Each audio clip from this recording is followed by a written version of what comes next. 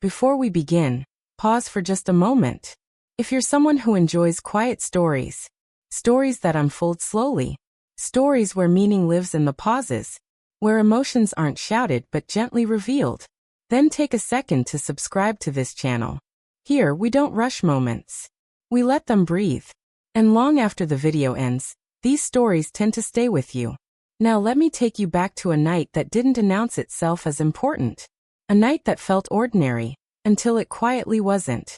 At the time, I didn't know I would remember it. Didn't know it would settle into my memory the way it did.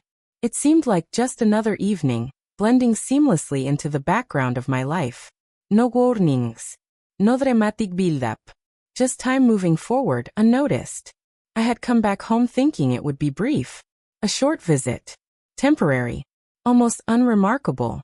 Home had always felt predictable to me. The same walls, carrying the same faint echoes. The same familiar smells that greeted you before you even stepped fully inside.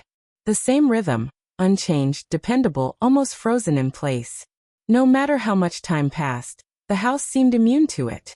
My older brother, Daniel, still lived there. And in many ways he hadn't changed either. We had grown up side by side, sharing space without ever questioning what that closeness really meant. We understood each other without long conversations. Not because we spoke deeply, but because we didn't. Our bond wasn't loud. It wasn't expressive. We didn't trade emotional confessions or reassurance-filled conversations. We never said things like, "I'm proud of you," or, "Are you okay?" Instead, we showed care quietly, through consistency, through routine, through simply existing in the same space without needing to fill the silence. And without ever planning it, Friday nights became ours. Not an official tradition. Nothing written down or discussed. They just happened. A movie playing softly in the background. Lights turned low. Two people sharing space rather than conversation. That night started the same way. The living room was dim, illuminated by a single lamp tucked into the corner. Its warm light softened everything it touched. Shadows stretched lazily across the walls, unhurried and calm. Outside, summer insects hummed steadily, a reminder that time was still moving, even if ours felt suspended. Daniel sat in his usual chair, leaning back, arms folded comfortably, eyes fixed on the screen with the same quiet focus he always had. I curled into my place on the couch, a blanket resting loosely around my shoulders. Not because I was cold, but because it felt familiar, comforting. The movie played, but I wasn't really watching it. My eyes followed the movement on the screen, but my thoughts wandered elsewhere. There was something deeply calming about sitting next to him like that. No expectations. No emotional performance. No pressure to explain myself. Just presence.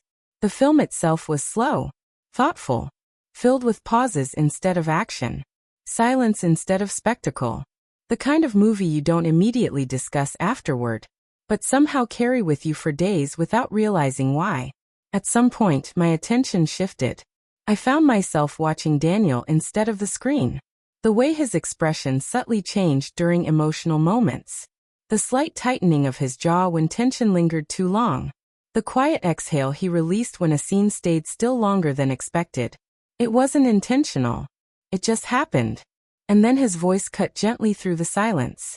"Are you watching the movie?" he asked, calm and curious. "Or watching me?"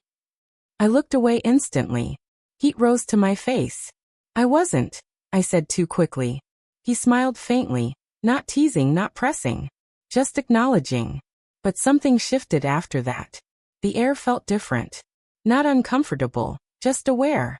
As if something unspoken had passed between us. Something neither of us had named yet.